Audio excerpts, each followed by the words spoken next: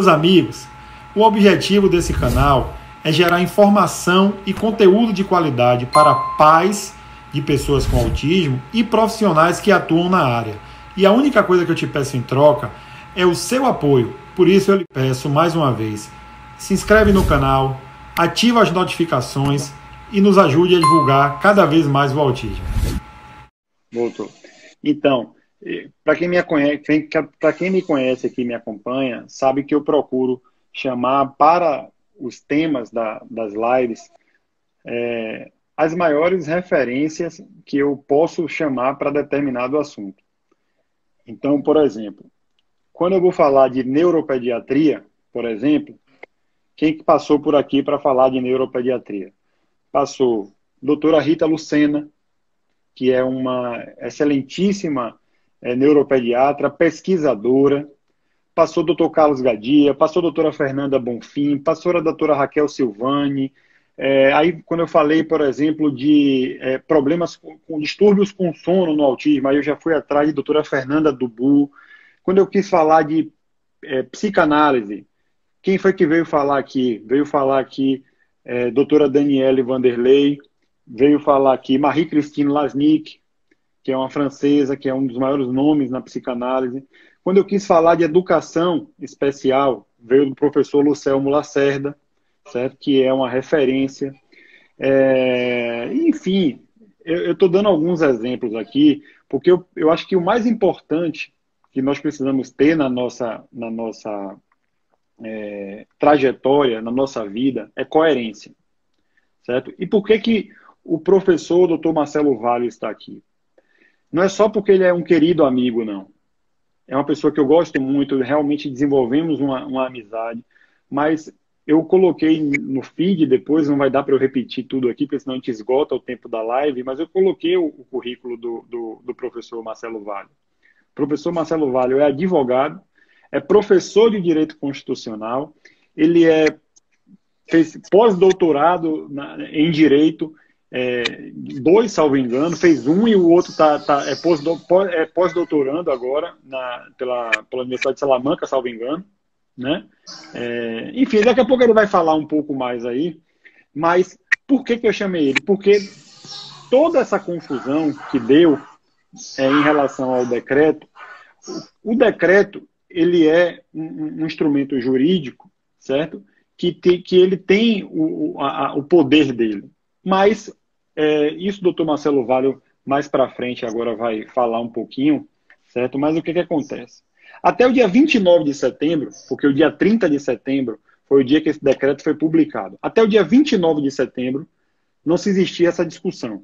Nós só tínhamos a LBI, nós tínhamos a LBI, nós tínhamos a Constituição Federal, nós tínhamos os tratados internacionais que o Brasil é signatário, nós tínhamos uma série de instrumentos jurídicos. Quando chegou no dia 30 de setembro, esse decreto foi publicado, e aí realmente aconteceu uma polêmica imensa, porque algumas pessoas foram falar sobre esse decreto, né? E aí, a partir dali, se instaurou um terrorismo e uma preocupação muito grande na comunidade de pessoas com autismo, e eu recebi diversas mensagens do tipo: a partir desse decreto agora, eu fiquei sabendo que saiu esse decreto aí, e a partir desse decreto, meu filho, ele agora não vai poder ficar mais na escola regular, eu vou ser obrigado a botar ele na escola especial. A partir desse decreto aí, o diretor da escola que meu filho está hoje, ele pode mandar uma cartinha para mim dizendo assim: olha, agora tem a escola especial, vai para lá. Enfim, gerou uma série de interpretações, vamos dizer assim, e o que mais me assustou é que muitas dessas pessoas que foram para a internet falar sobre o tema, nem sequer leram o decreto. Eu não estou dizendo que elas deveriam ser como o professor Marcelo Vale, uma pessoa altamente gabaritada, mas simplesmente não leram o decreto, certo? Eu poderia chegar aqui com 2 dias, 2 dias de sair do decreto, porque tem formação jurídica também, nem perto do que é doutor Marcelo Vale, mas eu poderia falar sobre o decreto. Mas o que eu vi foram jornalistas, foram pessoas falando sobre um instrumento jurídico sem conhecer os fundamentos, os requisitos e, tecnicamente, o que é um decreto. Ou isso, ou fez de forma política. E aí isso me preocupa muito. Porque fazer política, certo? Com o autismo pode ser colocar em sofrimento muitas pessoas que não conhecem. Eu, por exemplo, eu sou pai de uma pessoa com autismo, eu sou militante, eu sou vice-presidente da AMA, eu faço parte da Reunida, sou conselheiro estadual da Reunida, e eu tenho aqui uma página com poucas pessoas, com 12.300 seguidores. Mas eu formo opinião, certo? Eu formo opinião. Então, assim, eu não posso chegar aqui e falar sobre um tema, porque principalmente se eu falar de forma atécnica, se eu falar bobagem. E daqui, eu não tô querendo antecipar aqui, porque quem vai abordar tecnicamente o assunto vai ser o Dr. Marcelo Valio. Mas o que eu preciso dizer para vocês é que vocês precisam ter muito critério e muito cuidado com o que vocês ouvem, com o que vocês veem sobre essas questões, porque não dá para se aventurar a sair falando sobre um instrumento jurídico sem ser um especialista no assunto. A Constituição Federal, ela diz que não é dado a ninguém o desconhecimento ou ignorância da lei para descumpri-la, né? Mais ou menos dessa forma. Não é isso que eu estou falando, mas eu estou falando para você interpretar tecnicamente um instrumento jurídico, ainda mais quando você é formador de opinião, isso é muito complexo, isso é muito difícil, porque você pode passar a gerar um sofrimento, certo? Realmente absurdo. Então, eu vou passar aqui para meu querido amigo. Tá travando aí, Marcelo? Marcelo, manda novamente aí a solicitação, por favor. Estou vendo aqui uma outra autoridade no assunto, que é o Dr. Paulo da Luz. Inclusive, eu tinha combinado com ele para fazermos, ele e Marcelo, mas ele estava meio seguro se ia dar tempo ou não por conta de um compromisso. Daria, tá vendo? Mas Catiene está perguntando se eu sou baiano. Sou baiano sim, Catiene. Estou falando aqui de Salvador. Deixa eu ver aqui meu querido amigo Marcelo, se ele volta aí. Comenta aí, Marcelo. Enquanto isso, eu vou falar aqui de uma forma mais simples, certo? Marcelo vai voltar aí já já. Marcelo vai voltar já já aí, eu já trago ele. Olha, ele já voltou aqui, já vou convidar aqui. Eu vou falar aqui, que eu vou fazer uma abordagem muito mais simples, que é vou utilizar aqui uma linguagem mais tranquila. Pronto, Marcelo voltou. Voltei. Voltou, né? Pronto. Marcelo, eu vou lhe pedir o seguinte, para você se apresentar para o pessoal, certo? Falar um pouco do seu currículo para as pessoas que estão aqui, até para poder respaldar o que eu falei aqui, da necessidade de ser um especialista, para tranquilizar todo mundo. Fala aí um pouquinho. Paulo, nosso amigo Paulo da Luz, que eu queria fazer, você e ele. Mas ele não tinha certeza se ele conseguia se liberar de um compromisso. Ele disse que está escondido no compromisso assistindo a gente.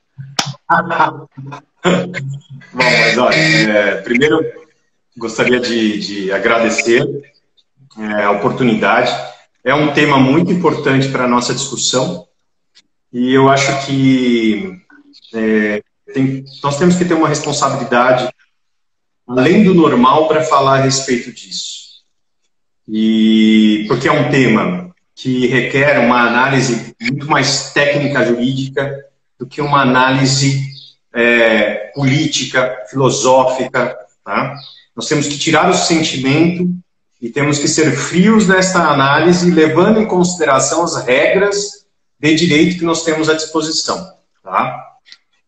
Diante disso, minha vida inteira, graças a Deus, foi voltada ao direito constitucional, ao direito internacional, ao direito das pessoas com deficiência. Eu sou um defensor dos direitos das pessoas com deficiência, todos me conhecem, sabem exatamente quais são os princípios que eu levo em consideração, mas, ao mesmo tempo, eu tenho que ser muito frio em certas análises. E essa é uma análise que eu tenho que também levar em consideração um princípio, uma técnica que nós temos em direito, chama-se hermenêutica jurídica, que é a chamada ciência da interpretação jurídica. E essa ciência que eu me pauto para a análise do Decreto 10.052 de 2020. Veja, primeiro ponto que eu gostaria de falar a todos. 10.502. 10.502. Né? 10.502 de 2020. Né? Primeiro ponto que eu gostaria de falar a todos aqui. Decreto não é lei. Decreto, ele tem uma característica. Ele tão somente serve para dar executibilidade a uma lei, para eventualmente regular uma legislação. O que significa isso? Que a Convenção Internacional dos Direitos das Pessoas com Deficiência, que foi recepcionada pelo nosso ordenamento como norma constitucional, continua vigente.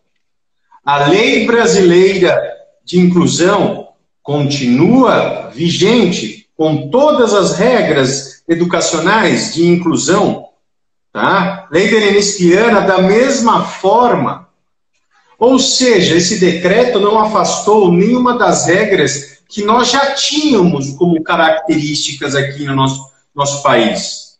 Só houve aqui, nesse caso, uma instituição de uma política nova. E eu gostaria de apresentar a todos, analisando esse decreto à luz dos nossos ordenamentos. Primeiro aspecto que eu gostaria também a apresentar aqui a vocês. Quando a gente pega a Convenção Internacional dos Direitos das Pessoas com Deficiência, que foi recepcionada como norma constitucional aqui no nosso país, ela fala em um princípio importantíssimo, que todos aqui devem guardar, que é o respeito pela dignidade, a autonomia individual, inclusive a liberdade de fazer as próprias escolhas e a independência das pessoas. Olha onde eu bati. Liberdade de fazer as próprias escolhas. É um princípio que a própria convenção, que é norma constitucional, traz para nós. Tá? Então, tomem isso como uma luz solar que acaba pegando todo o nosso ordenamento, afetando esse decreto também. Tá? Esse decreto... Deixa eu só, então, aqui, só para pontuar, porque eu já vi que você vai avançar e vai aprofundar, né? Que foi exatamente o motivo de você ter vindo aqui. Mas só para as pessoas que estão aqui assistindo, para vocês entenderem. Imaginem uma pirâmide, certo? Aqui na pirâmide tem a Constituição Federal, no topo da pirâmide, certo? Que é, como a gente fala aqui na Bahia, a dona da zorra toda, é quem manda em tudo. Está aqui em cima, a Constituição Federal. Abaixo, vamos falar aqui das emendas constitucionais, por exemplo, certo? Abaixo das emendas constitucionais, nós vamos falar aqui das leis complementares, que é onde está ali a Lei Berenice-Viana, enfim. Depois, abaixo disso, vem o decreto. E abaixo do decreto vem resoluções, portarias, atos administrativos, enfim. Nessa pirâmide, tudo isso é alinhado. Nada pode contrapor a Constituição Federal. Quem está ali abaixo vem a emenda que tem que estar alinhado.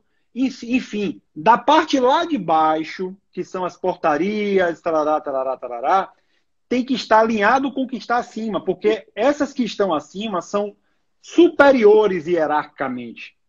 Então, o que o doutor Marcelo acabou de falar aqui é que a emenda constitucional ela não vai poder contrapor e deixar vigente algo que é da Constituição Federal. Não pode ter norma colidente.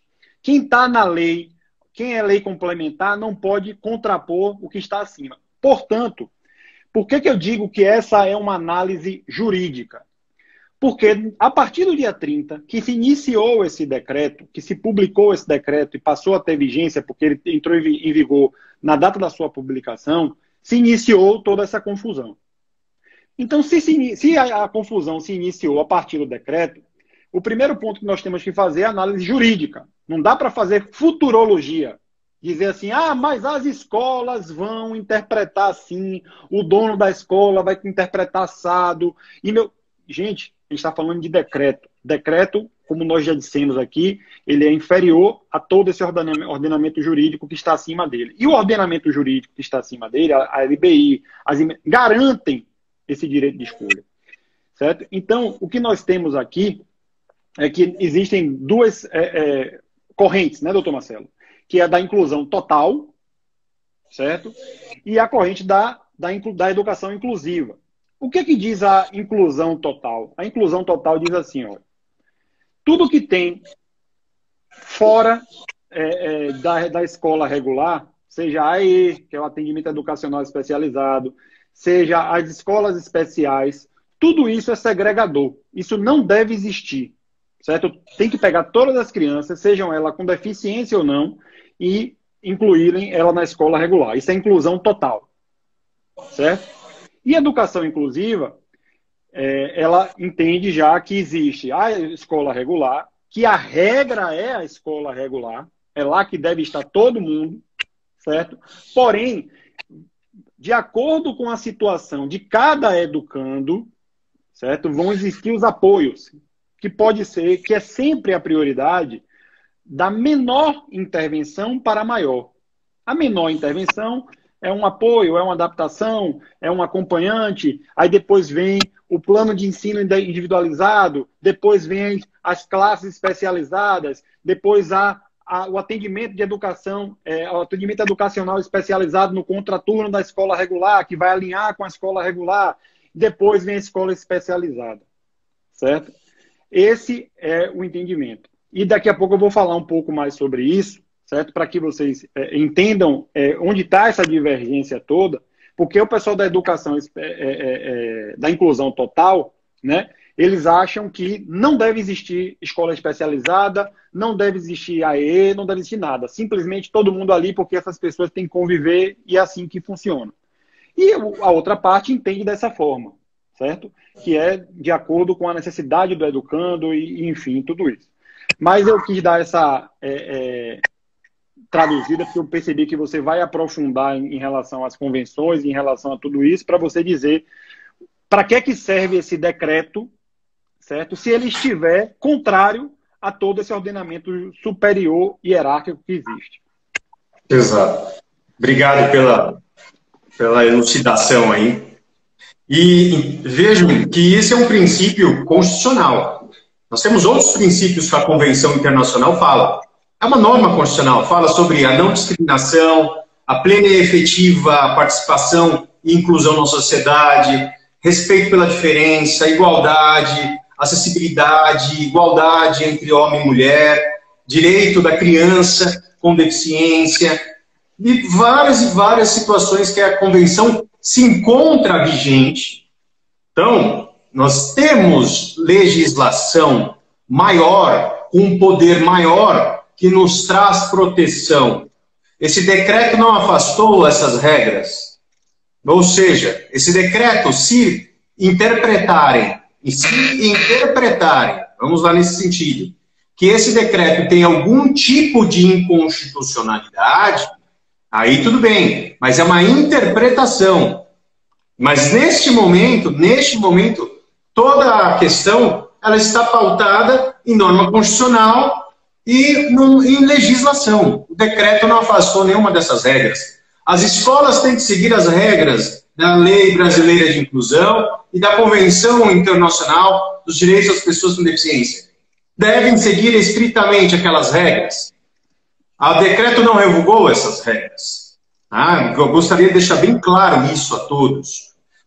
Muita gente está falando, não, que o decreto foi contra ao princípio da inclusão, que é norma constitucional. E aí eu venho aqui analisar esse ponto com uma certa, vamos dizer assim, prudência e aguardar um pouco a situação. A gente tem que analisar ponto a ponto. A gente não pode já chegar e falar, olha, esse decreto é inconstitucional. Calma, vamos analisar artigo por artigo. Eu gostaria aqui de destacar, porque é assim, deixa eu só passar. Num primeiro momento, quando nós até conversamos, né, lá no início, eu falei, olhei, analisei rapidamente, falei, pode ser que tenha alguma coisa, pode ser que tenha algum sentimento aí, né, de inconstitucionalidade, mas deixa eu dar uma olhada primeiro, direitinho, porque nós temos essa situação hierárquica que não vai afastar. Tá? Então, deixa eu dar uma olhada primeiro para isso. E aí eu fui me debrucei exatamente no decreto para isso. E analisei o decreto frente às normas constitucionais da Convenção Internacional, tá? Que é norma constitucional, frente à Lei Brasileira de Inclusão. E aí eu gostaria de já adentrar na análise propriamente dita do decreto 10.502 de 2020. E aí esse decreto, quem tem ele em mãos, observará que a partir do artigo 3º, o artigo 3º ele fala assim, são princípios... O que são princípios? São vigas mestras que dão sustentação para essa norma, para esse decreto. E esse artigo 3º, ele, no seu inciso 6, ele fala assim, são princípios da nova Política Nacional de Educação Especial, equitativa, inclusive com aprendizado ao longo da vida. Inciso 6, participação de equipe multidisciplinar no processo de decisão de quem? Da família ou do educando quanto à alternativa educacional mais adequada. Então aqui nós estamos diante de não uma opção, né? Toda mascadinha aqui, ó. Aqui, inclusive, essa parte que você acabou de falar, Marcelo, deixa eu só mostrar para o pessoal aqui, para não sei se fica invertido aí, né? Desculpa, fica invertido. Mas o que eu marquei aqui foi a palavra decisão, porque o que o Marcelo acabou de falar aí foi o artigo 3º, inciso 6, que diz assim, a participação de equipe multidisciplinar, e aí a gente tem que fazer nessa hermenêutica que Marcelo falou, e nessa interpretação, porque a hermenêutica, ele não pega o artigo simplesmente e faz uma análise do artigo. Ele faz uma análise do que o legislador quis dizer ali em toda a norma. Não pode ter no artigo tal uma coisa que confronta o outro artigo. Não pode ter essa norma colidente. É feita toda uma interpretação. Então, no artigo 3º, inciso 6, diz assim, ó, participação de equipe multidisciplinar no processo de, aí eu circulei, ó, decisão da família ou do educando quanto à alternativa educacional mais especializada. Eu vou pedir até a Milena Macedo, ela botou uma pergunta interessante aqui, eu quero pedir aos outros que também tenham perguntas, que coloquem no símbolo de interrogação, porque essa pergunta de Milena, ela vai nos ajudar a elucidar, né? Porque ela pergunta assim, por que o decreto existe, então, já que não mudou nada? Mas, enfim, coloca aí, Milena, a sua pergunta, que daqui a pouco eu vou já fazer essa leitura da sua pergunta e de outras que tiveram aqui, mas eu acho importante também a gente dizer o seguinte, viu, Marcelo? Desculpe ter te interrompido. Nós temos várias instituições, associações que lutam pelo direito das pessoas com deficiência e aqui no caso da nossa página, das pessoas com autismo.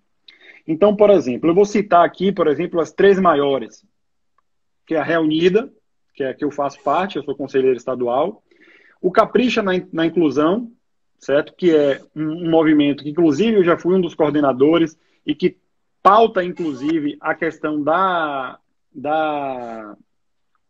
inclusão, o próprio nome já diz, Capricha na Inclusão, certo? E também o MOAB. Esses 3 movimentos, que são os movimentos mais representativos do nosso país, que é o que aglomera a maior quantidade de associações, de pessoas, todos os 3 entendem pela pertinência do decreto. Todos os 3 se posicionaram no sentido de que o decreto não tem uma ofensa direta, né? Um vício direto. Porque o que acontece, na verdade, é o seguinte, tem 2 interpretações, isso é fato. Tem uma interpretação que diz assim, olha, eu não vejo inconstitucionalidade, não vejo ofensa às leis especiais ou às leis ordinárias, certo? Não vejo. Não vejo retrocesso, não vejo ofensa. E tem uma outra corrente que diz assim, olha, aqui pode se interpretar dessa forma que pode gerar uma inconstitucionalidade. Mas o fato, pessoal, é o seguinte, se o lado A, que diz que não vê inconstitucionalidade, não vê retrocesso, só vê reafirmar as políticas constitucionais e da lei ordinária, que é o que eu penso assim, Eu não vejo inconstitucionalidade, eu vejo apenas reafirmar, certo? Se o meu lado, se eu estiver certo, ok. O decreto está ali alinhado com tudo isso. Se o outro lado que pensa que existe uma possível inconstitucionalidade, ou que existe uma situação de talvez uma interpretação extensiva para que as escolas ou que alguém queira interpretar enviesadamente e causar retrocesso, sabe o que acontece? Esse decreto não vale de nada, porque juridicamente ele é inferior a normas que garantem o contrário. Então, de uma forma ou de outra, as duas correntes chegam no mesmo caminho. O decreto só serve para reafirmar, o decreto só serve para reforçar. E aí, já me antecipando aqui, Marcelo, se você me permite, não sei se Milena colocou aqui, não foi ela que colocou aqui a pergunta, mas Milena perguntou o seguinte, já que o decreto não traz nenhuma novidade, para que ele existe? O decreto traz, sim, o objetivo do decreto, como o doutor Marcelo falou antes aí, é regulamentar. Então, por exemplo, tem algo muito importante nesse decreto aqui, que é fixar o orçamento de onde vai sair o investimento nas escolas especiais, por exemplo. Certo? Que estão sucateadas. E aí muita gente fala assim, agora com esse decreto as escolas especiais vão voltar. Mas elas não deixaram de existir, elas existem. Aqui a, sei lá, 2 quilômetros da minha casa tem uma escola especial. Agora, como é que essas escolas especiais funcionam? Elas têm orçamento, elas têm, de fato, estrutura do governo, ela tem ali investimento. A AMA, por exemplo, que é uma instituição que faz atendimento educacional especializado. Como é que a AMA funcionava até pouquíssimo tempo aí? Certo? E a AMA não está se beneficiando desse decreto ainda não, porque nem deu tempo ainda. Porque eu estou vendo muita gente dizer assim, mas eu estou sabendo que teve gente que recebeu do diretor da escola dizendo agora tem... Gente, sinceramente, eu acho que as escolas, ainda que exista essa possibilidade, nem deu tempo disso, que a gente está falando de período de pandemia, que pouquíssimas escolas estão tendo aula, mas enfim, também aqui não estou dizendo, né, sobre isso. E aí é como Priscila está dizendo aqui, o autismo é um espectro muito amplo, e eu não tenho dúvidas, eu volto a dizer, a regra é a escola regular. A regra é que as pessoas com deficiência estejam nas escolas regulares. Mas eu não posso esquecer daqueles que não têm condições. Não dá para a gente brincar de inclusão, de dizer que inclusão é o aluno estar matriculado apenas na escola regular. Isso é brincar de inclusão, porque a pergunta que me fizeram foi, então as escolas especiais vão voltar a ser o depósito de pessoas com deficiência. Aí a minha pergunta contrária foi, será que nós não temos muitas escolas regulares que são simplesmente depósito de alunos, que não tem inclusão nenhuma ali? Que aquilo é brincar de inclusão, que não tem um plano individual de ensino, que não tem o acompanhante adequado, que não se capacita o professor. A LBI está vigente. E há pouquíssimo tempo aqui em Salvador, eu sempre digo isso, um aluno foi proibido e foi excluído, expulso da escola porque ele era autista. Só por isso. E o que foi que eu fiz com a Lei Brasileira de Inclusão vigente? Eu fui ao Ministério Público e fiz a denúncia, fiz a queixa-crime e a escola está sendo investigada e o gestor também está sendo investigado criminalmente. Isso não muda nada. Se uma escola, a partir de agora, antes, depois, com decreto, sem decreto, lhe convidar a sair, tirar seu filho da escola ou proibir que seu filho entre na escola, o caminho é exatamente o mesmo. É denúncia no Ministério Público, é crime do mesmo jeito, e é isso, doutor Marcelo, eu quero que você me diga. É isso que vai mudar. Não vai mudar a gente ficar fazendo interpretação extensiva de decreto, não. Exatamente. O que eu gostaria de... Ótima sua intervenção. Nenhuma escola particular e nenhuma escola pública poderá se utilizar desse decreto para descumprir com a Lei Brasileira de Inclusão e também com a norma constitucional, que é a Convenção Internacional dos Direitos da Pessoa com Deficiência. Não poderão se esconder atrás de um decreto. Tá? Eles não poderão se furtar da prática daquilo que está na lei. Tá? E esse decreto, a meu ver, se nós pegarmos, que nem eu estava aqui falando do inciso 6 do artigo 3º, participação de equipe multidisciplinar no processo de decisão de quem? Da família, ou do educando quanto à alternativa educacional mais adequada. Ou seja, a liberdade está na mão de quem? Da escola ou dos pais do educando? De quem? Da família. Ou seja, sendo que essa família, ela terá também, na sua paralela, a participação de uma equipe multidisciplinar para isso. Então, nós estamos diante de uma opção, né? Nós não estamos aqui diante de uma diretriz nova imposta pelo decreto, falando que agora não mais se fala em inclusão em classes regulares. Não. Se pegarmos o artigo 6º aqui, inciso 1, veja só, Léo, dá uma olhada que com certeza você teve essa. Inciso 1 fala assim, são diretrizes da política nacional, tal. Inciso 1, oferecer atendimento educacional especializado de qualidade aonde? Em classes e escolas regulares inclusivas. O princípio continua o mesmo. A única coisa é que você abriu o leque, né?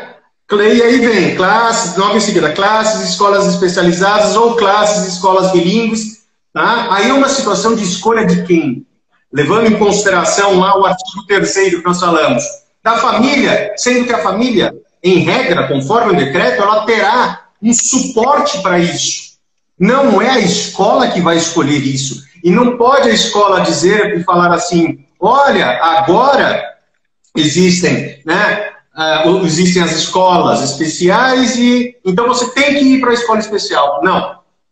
A escola não pode se furtar da sua obrigação. E quem escolhe é a família, pautada numa diretriz técnica, através dessa equipe multidisciplinar. Tá? É importante que se diga isso. Eu vou bater novamente... Ô Marcelo, Milena, eu vou pedir para você colocar aí, se você puder, para facilitar nosso debate aqui, porque você colocou já umas 2 vezes aqui que pode ter interpretação, me parece uma questão, você falou assim, então tudo me parece uma interpretação de questão, desculpe, então tudo me parece uma questão de interpretação de leis, inconstitucional do descrito. Nada que possa deixar essa luta árdua como alguma interpretação ambígua não nos ajuda em nada. Eu, sinceramente, Milena, eu não estou fazendo isso aqui, não é para expor de jeito nenhum, é porque é um debate. Realmente aqui, o nosso objetivo é, de fato, como eu fiz aqui, eu marquei o decreto, eu li tudo o decreto, procurei ver tudo que era importante e que reforça essa opinião minha. Então, se você puder colocar aqui, na caixinha de interrogação, ou aqui no comentário, qual o artigo que você leu, disse assim, olha, no artigo tal, tem a passagem tal que deixa em dúvida. Porque, por exemplo, uma pessoa me disse assim, Léo, o precedente que abre, certo? O precedente que abre para essa interpretação é no artigo 2º, quando diz assim, para fins do disposto nesse decreto, considera-se educação especial, modalidade de escolar oferecida, preferencialmente na rede regular de ensino aos educandos com deficiência. A pessoa diz, a interpretação que a pessoa fez, foi que quando coloca a palavra preferencialmente, certo? Está se dizendo o seguinte, olha, por preferência nós vamos para a rede regular, mas se aquele aluno não tiver condições, ele vai para a escola especial, certo? Aí eu disse, não, beleza, você pode fazer esse tipo de interpretação, mas o resto todo do documento reafirma o tempo todo que é decisão da família ou do educando. Quando o educando tiver condições de manifestar essa opção e ele tiver dentro da capacidade civil para isso, porque antes disso quem vai decidir seja deficiente ou não é a família. São os pais que decidem onde ele vai estudar, tudo isso, certo? Mas aí eu falei assim, tudo bem, você pode estar interpretando dessa forma, mas o resto todo do documento, ele diz inúmeras vezes que é preferencialmente no sentido de política pública, porque todo mundo tem que estar na escola regular. E se não puder estar na escola regular por algum motivo, ele vai para a escola especial de acordo com o entendimento da família. Certo? Vai lá, Marcelão. Então, eu gostaria só de acrescentar mais ainda, no decreto, né, nesse decreto, se a gente observar, novamente ele bate e fala das escolas regulares e inclusivas. Artigo 9º do decreto fala: Política Nacional de Educação Especial, equitativa, inclusiva e com aprendizado ao longo da vida, será implementada por meio das seguintes ações. O inciso 1 fala claramente: elaboração de estratégias de gestão dos sistemas de ensino para escolas regulares inclusivas.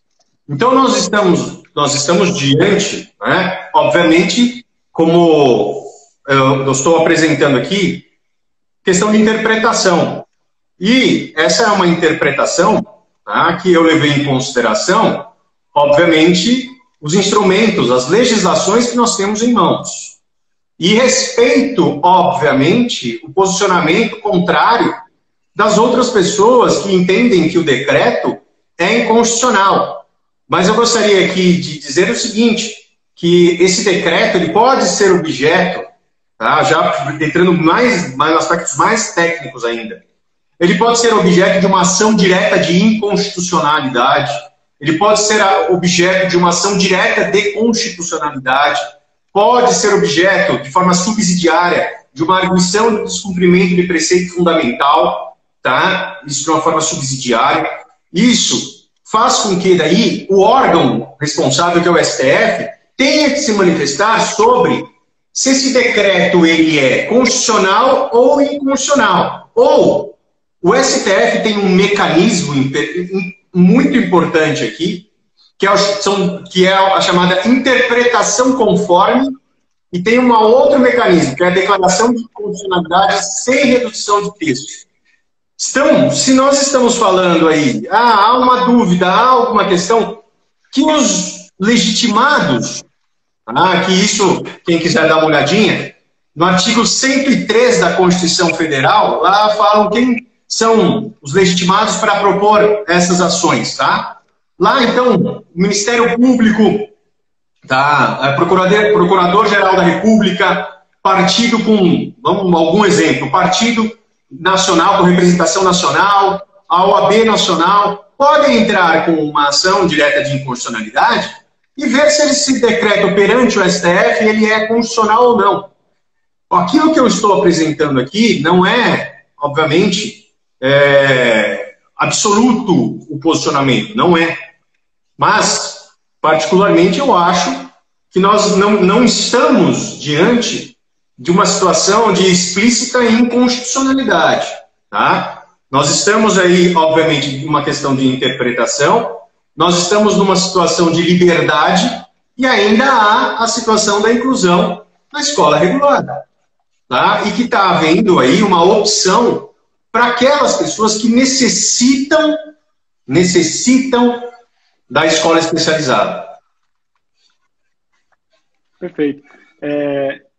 Doutor Paulo da Luz, nosso querido amigo, que ia participar dessa live aqui, infelizmente não deu, ele bota assim, ó, pontos importantes. A inclusão fajuta já existe desde sempre. Eu concordo com ele. A possibilidade de escolha especial ou não, já existe desde sempre. O risco do novo Plano Nacional de Educação Especial é basicamente igual ao de sempre, certo? Nesse sentido, o doutor Paulo diz assim, no sentido de que, em relação à questão da inclusão, o decreto não traz muita diferença, né? Não traz mesmo, não. Porque ele reafirma pontos da LBI, ele reafirma pontos da Constituição Federal e, inclusive, ele inicia falando da pertinência constitucional. Logo no início do decreto, ele fala sobre isso. Ele cita a Constituição Federal. Depois, vem uma pergunta aqui que eu vi aqui de doutora Rita Lucena, que é ratificada por Milena Macedo. E aí, doutora Rita pergunta assim, a família já tem liberdade de escolher a escola. Esse decreto não seria irrelevante ou redundante? A quem o decreto favorece? Aí eu vou dizer, no meu entendimento, ele favorece justamente a qualificação, certo?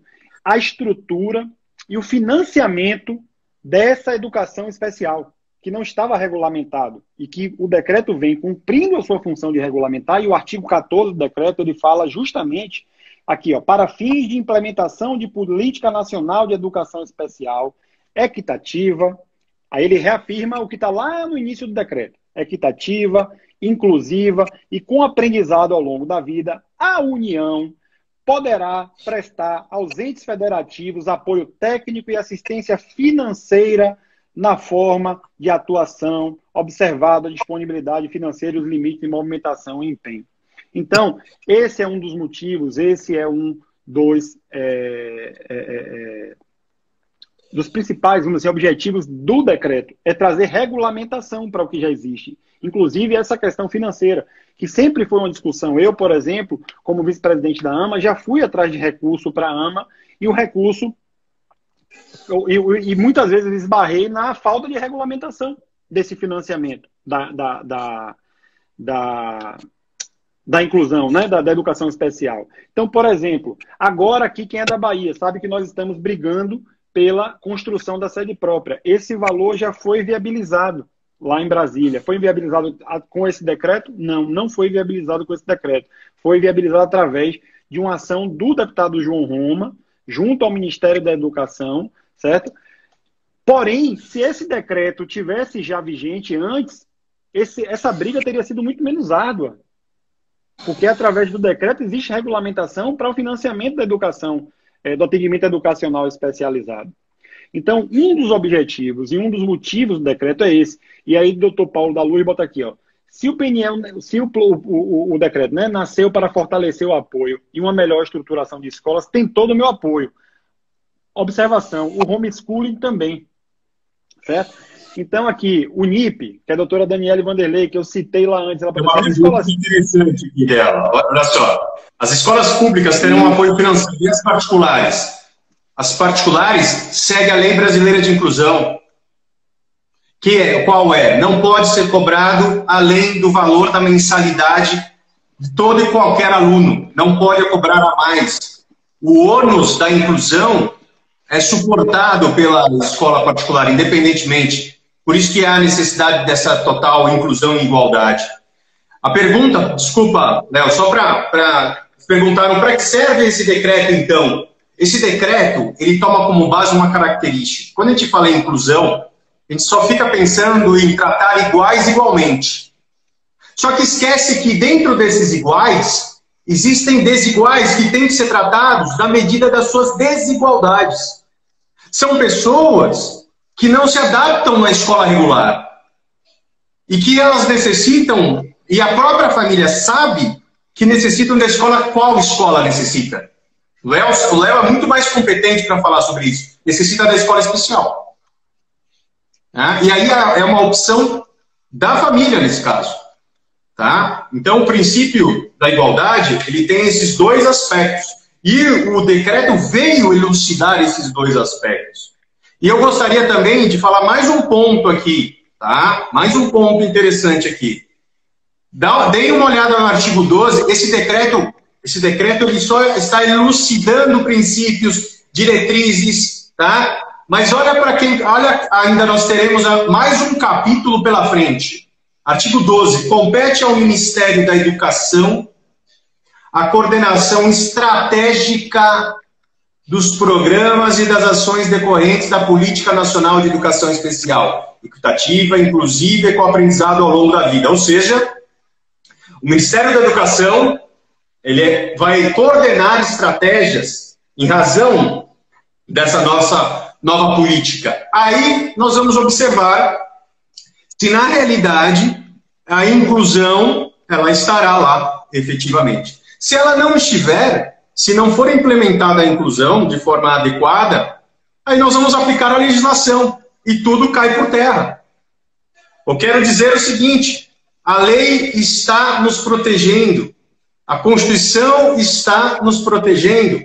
Qualquer situação de desequilíbrio, de prejuízo, vamos usar da legislação para isso. Vamos usar o Ministério Público, na maioria dos seus estados, né, o Ministério Público Estadual, se manifestaram no tocante à inconstitucionalidade. Com todo respeito ao Ministério Público, eu acho que deveria aguardar um pouco antes de se manifestar nesse sentido, para que se verifique na prática o que está ocorrendo. Se a partir do momento da prática não está ocorrendo a inclusão, que venham com as ações pertinentes. Tá? A pergunta, Marcelo, que eu quero lhe fazer, a pergunta que eu quero lhe fazer é a seguinte. Quero que você responda assim, muito, bem diretamente mesmo, para as pessoas que estão aqui vendo essa live. É porque eu volto mais uma vez a dizer, as pessoas atacam, mas não sabem o que atacam, sabe? Está se existindo uma dicotomia em relação a esse decreto, que é sim, não, presta, não presta. E muitas vezes não é assim no direito. Pode ter... Sabe o que de preocupação que eu gostaria de falar para todos? A minha preocupação era se a lei brasileira de inclusão tivesse sido modificada, aí eu teria preocupação. Mas não foi a lei brasileira. E o decreto pode modificar? Poderia modificar o decreto? O decreto não muda em nada a lei. Tá? Então, eu estou muito tranquilo, né, muito em paz com isso. Tá? Porque nós temos a legislação que nos protege, tutela. Tá?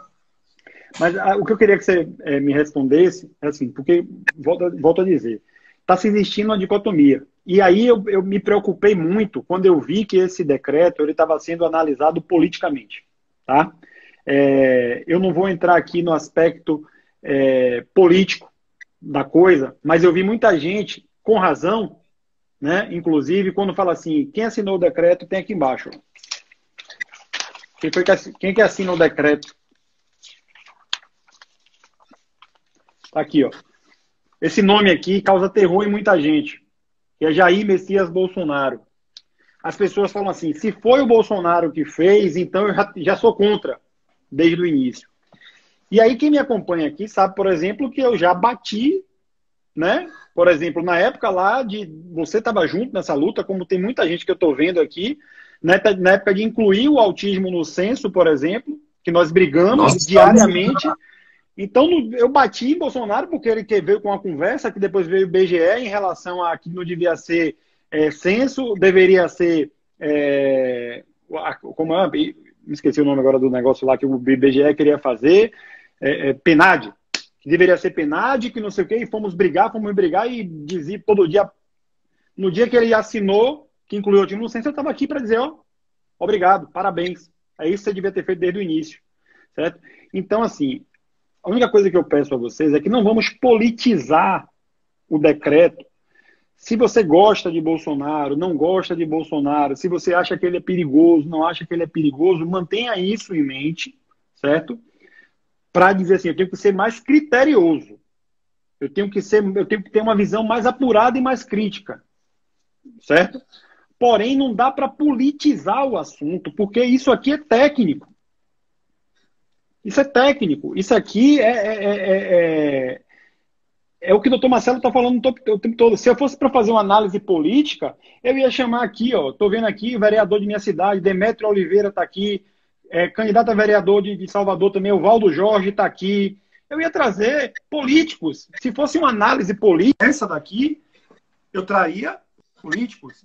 Por que eu trouxe o doutor Marcelo Valho? Porque é uma análise técnica.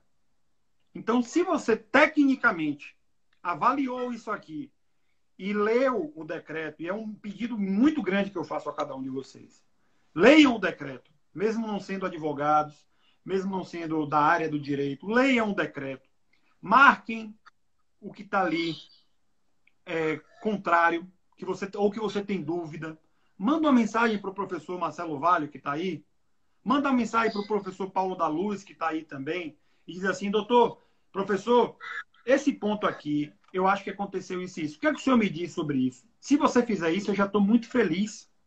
Porque demonstra que você está fazendo uma análise técnica. Você não está indo de acordo com o que as pessoas estão falando. E eu volto a dizer, eu me preocupo demais para vir aqui, para dar uma opinião técnica, porque, querendo ou não, eu sei que eu posso ajudar a formar um convencimento. E aí eu procuro ser o mais técnico possível e me preocupa demais quando eu vejo pessoas de fora do direito, certo? Que têm um altíssimo alcance pelas redes sociais, certo? E fazem uma análise que não é uma análise jurídica, porque não são juristas. São jornalistas, e aí fazem esse tipo de análise, e é uma análise que, pela importância que essa pessoa tem na militância, certo? Porque isso aí é inegável, é uma pessoa militante, certo? Assim, isso trouxe um terror e aumentou essa discussão. Então, o que eu peço a vocês é façam uma análise técnica. Se vocês acharem que eu não consigo, faz ali, faz uma leitura, manda uma mensagem para o professor Marcelo Vale, professor Paulo da Luz. Sempre estaria à disposição. E uma coisa, desculpa te interromper, Léo, vou ser muito sincero aqui, eu sou muito honesto. Eu sou apartidário, sabe? O que eu analiso aqui, eu não analiso quem assinou o decreto, eu não analiso quem é, né, o autor do projeto da lei, não.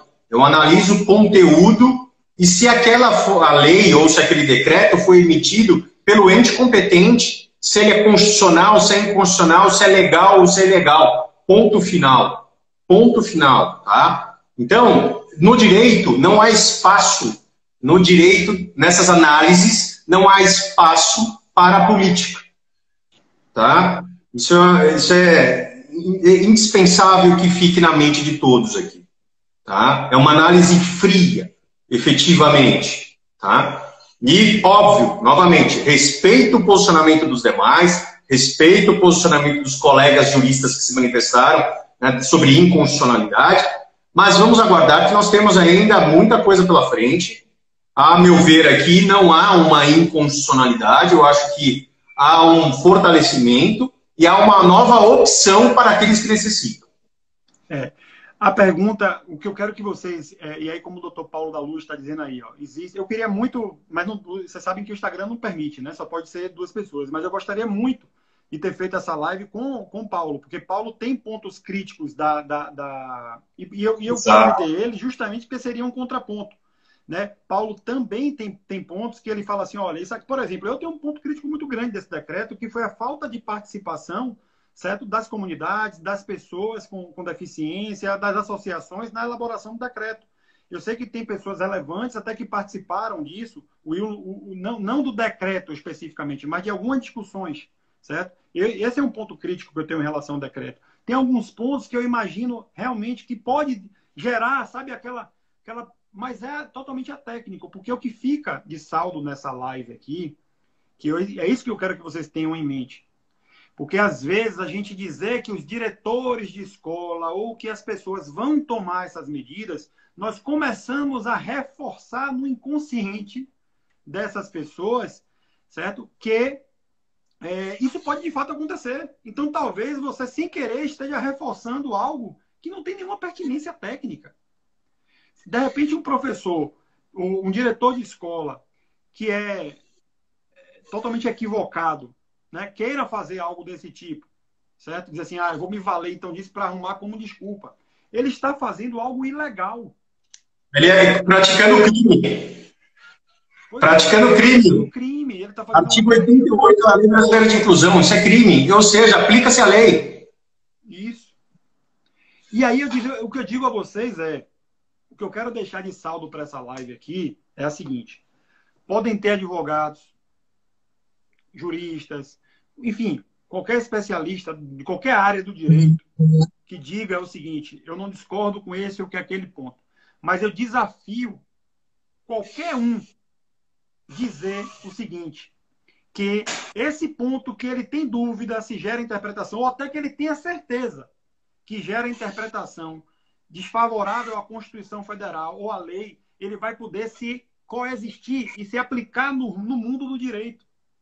Com esse decreto aqui, ó, esse decreto aqui, desculpem, mas não é encenação não, tá? Não é encenação isso aqui não. Mas se esse decreto aqui, em uma ação direta de inconstitucionalidade ou qualquer outro meio, for encontrado qualquer ponto que seja inconstitucional, você sabe o que pode fazer com esse decreto? Pode fazer isso aqui, ó.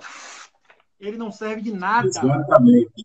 Não serve, gente. Então, assim, por um lado ou por outro, esqueçam. Ele só pode servir para reafirmar o que está nas instâncias superiores, na hierarquia superior das leis. Como nós já dissemos aqui. O doutor Paulo da Luz está aqui dizendo que dia 14 vai ter uma live, eu acho que é uma live, com ele, com Carla Bertin, com Diana, enfim, mais uma grande oportunidade para discutir. Estarei também presente. Hã? Não é isso? Exatamente. Agora sim, um pedido eu quero fazer a vocês. Isso é importantíssimo, muito importante. Nós temos que sair com isso aqui em mente. A Lei Brasileira de Inclusão já existe desde 2015. A Lei Berenice Piana já existe desde 2012. Nossa Constituição Federal desde 1988. Diversos tratados internacionais. Uma coisa que eu posso dizer a vocês é: não adianta ter um ordenamento jurídico perfeito se, quando existe descumprimento desse ordenamento jurídico, não se tomar nenhuma medida. Então, as pessoas que dizem, por exemplo, que as escolas já estão mandando e-mail, que não sei quem já ouviu falar que o amigo do vizinho, do compadre de não sei quem, recebeu uma ligação da escola. A pergunta que você deve fazer para essa pessoa é: você, como militante da causa, porque isso é importante, você, como militante da causa, quando tomou conhecimento desse ato criminoso, porque eu garanto a vocês, o doutor Marcelo já, inclusive, especificou o número do artigo, agora aí, que trata isso como crime. O que foi que você fez quando você tomou conhecimento? Porque eu garanto a vocês, se isso acontecer e eu tomar conhecimento, qualquer pessoa que me procurar aqui, eu vou ajudar de alguma forma para que chegue ao Ministério Público. Aqui na Bahia existe o Ministério Público da Bahia, existe a doutora Cíntia Guanais, que é a promotora responsável. Eu falo, inclusive falei com ela na quinta-feira, porque essa mesma escola aqui de Salvador, a escola Darcy Ribeiro, uma escola particular, que expulsou esse aluno autista, né? Cancelou esse aluno autista, que eu fiz lá através da AMA, encaminhou o ofício para a doutora Cíntia, fazendo a denúncia, e ela já está com o procedimento todo em andamento, já tem audiência marcada, tudo isso.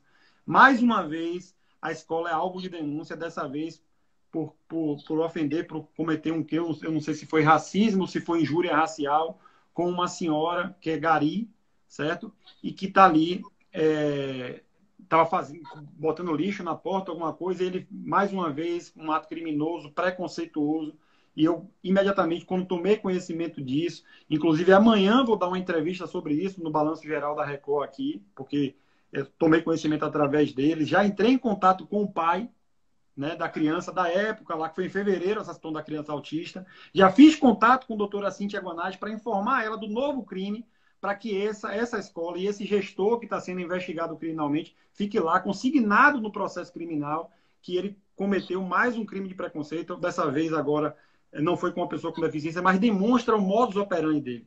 Né? É a prática reiterada do crime. Isso tem repercussão para ele. Então, se nós firmarmos um compromisso aqui de que sempre que existir um crime contra uma pessoa com deficiência, um crime contra uma pessoa com autismo, nós vamos até a delegacia de polícia registrar o fato, nós vamos até o Ministério Público. Eu garanto a vocês que a inclusão vai acontecer de forma muito mais fácil. Infelizmente, não é o caminho que a gente quer. A gente gostaria que as pessoas fossem empáticas, né, Marcelo? Que respeitassem a lei, mas às vezes não dá e a gente precisa fazer isso.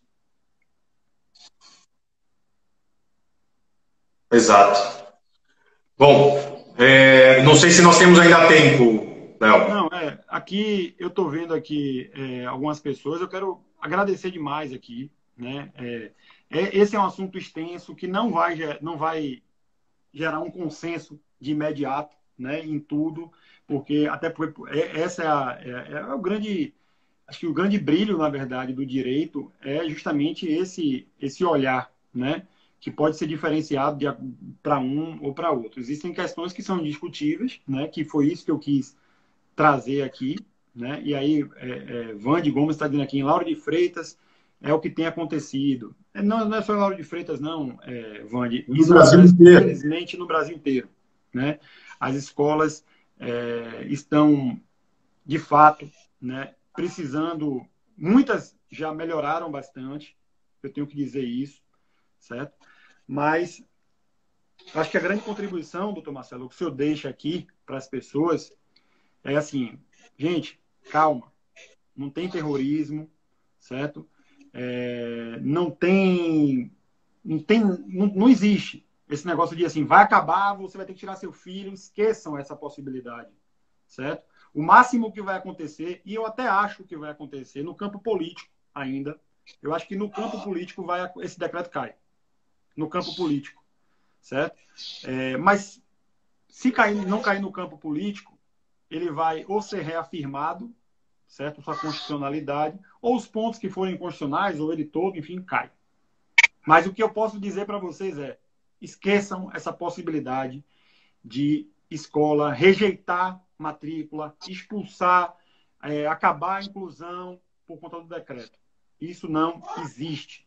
E eu estou falando aqui de acordo com o que o doutor Marcelo me ensinou antes e durante essa live.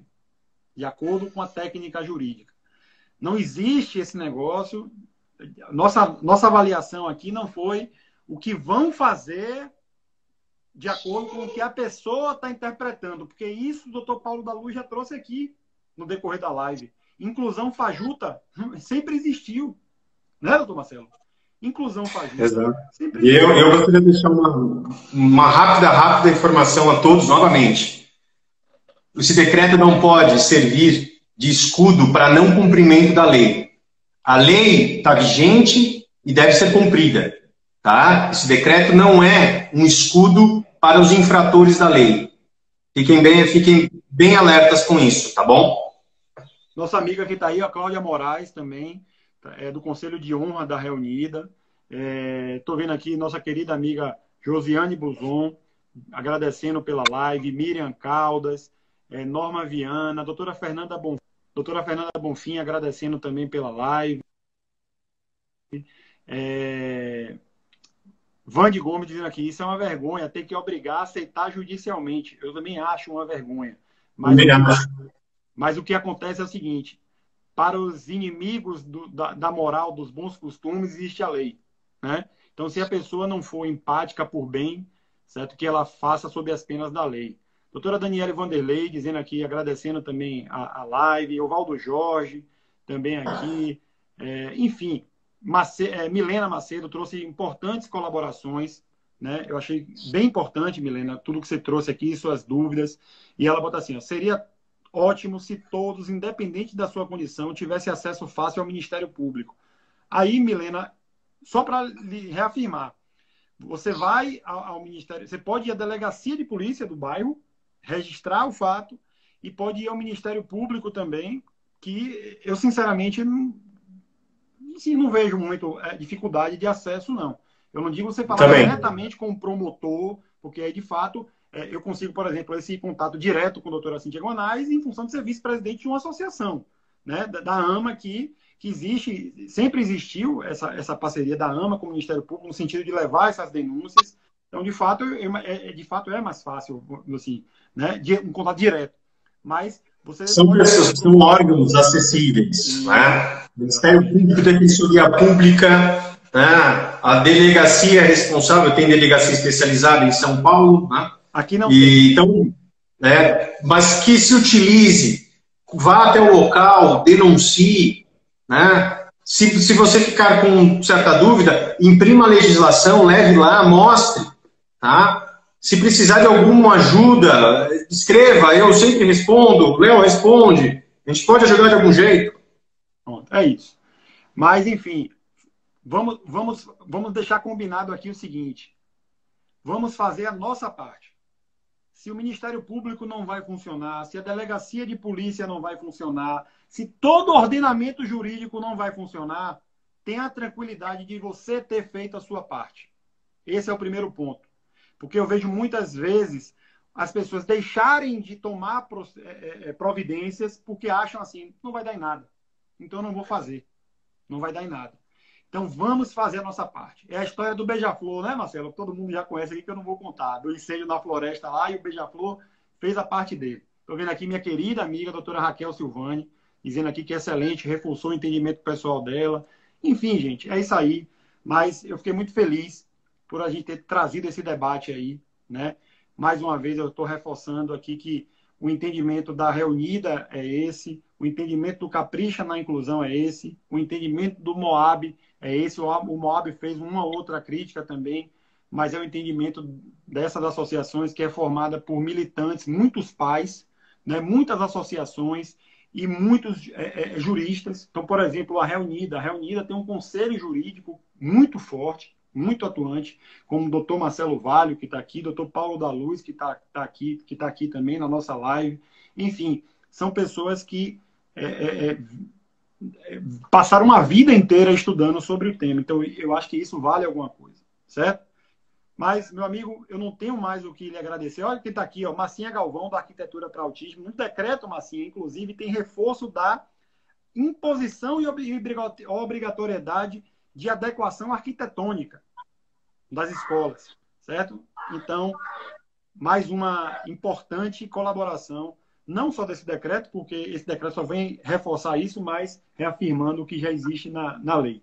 Meu amigo, muito obrigado mais uma vez. Você sabe que quando o negócio aperta demais, para quem não sabe, foi o doutor Marcelo Valho que me ajudou no parecer jurídico lá daquela situação daqueles criminosos, humoristas, criminosos disfarçados de humoristas, que nós levamos ao doutor, ao deputado João Roma, que oficiou o Ministério Público Federal, que oficiou a Polícia Federal, e, enfim. E deu Ministro da Justiça. Ministro da Justiça, na época era Sérgio Moro.